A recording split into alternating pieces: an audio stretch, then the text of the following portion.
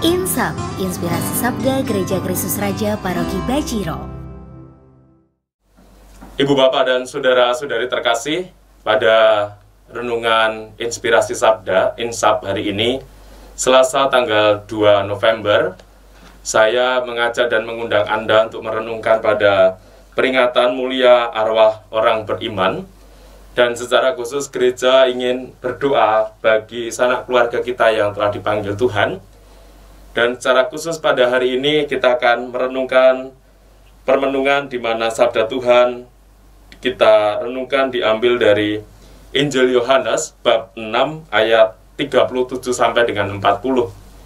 Dan satu ayat nanti kita akan pakai sebagai bahan permenungan kita. Marilah kita hening sejenak, kita mohon rahmat dan berkat Tuhan. Dalam nama Bapa dan Putra dan Roh Kudus. Amin. Tuhan dampingilah sertailah kami dalam permenungan hari ini. Terlebih pada hari arwah orang beriman, kami berdoa untuk sanak keluarga kami yang telah menghadap-Mu. Semoga jiwa sanak saudara kami ini pun beroleh pengampunan dosa dan damai abadi-Mu di surga. Dimuliakan Engkau kini dan sepanjang masa. Amin. Injil suci menurut Yohanes bab 6 ayat 37 sampai dengan 40, dan satu ayat yang akan kita renungkan berbunyi demikian. Sebab inilah kehendak Bapa-Ku, yaitu supaya setiap orang yang melihat Anak dan percaya kepadanya beroleh hidup yang kekal, dan supaya Aku membangkitkannya pada akhir zaman. Saudara-saudari terkasih, salah satu hal yang pasti terjadi dalam hidup selain kelahiran adalah kematian.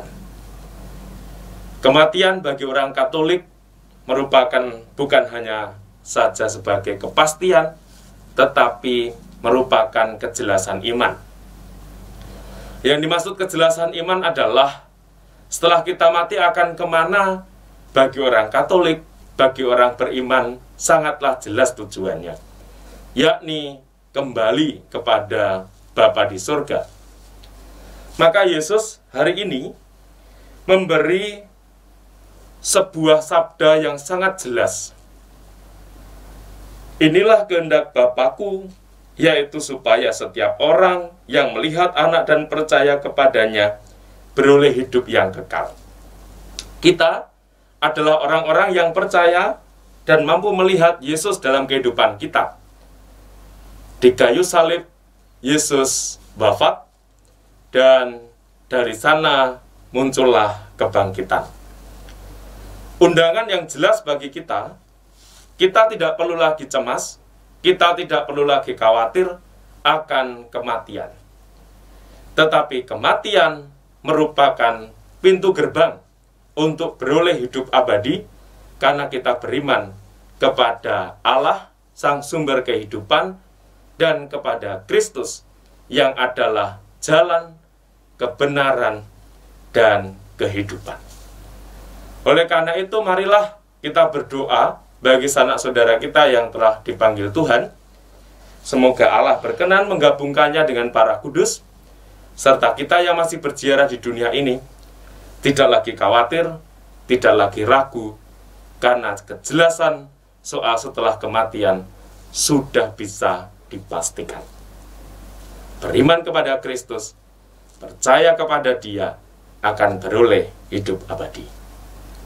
Maka mari kita mohon berkat dan rahmat, semoga seluruh hidup dan aktivitas kita hari ini dalam naungan dan berkat Tuhan. Tuhan bersamamu dan bersama rohmu.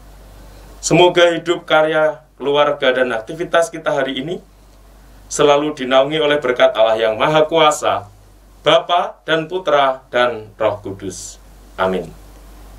Selamat beraktivitas, dan ingat pesan Ibu, menjaga jarak, mencuci tangan, dan menggunakan masker. Tuhan memberkati.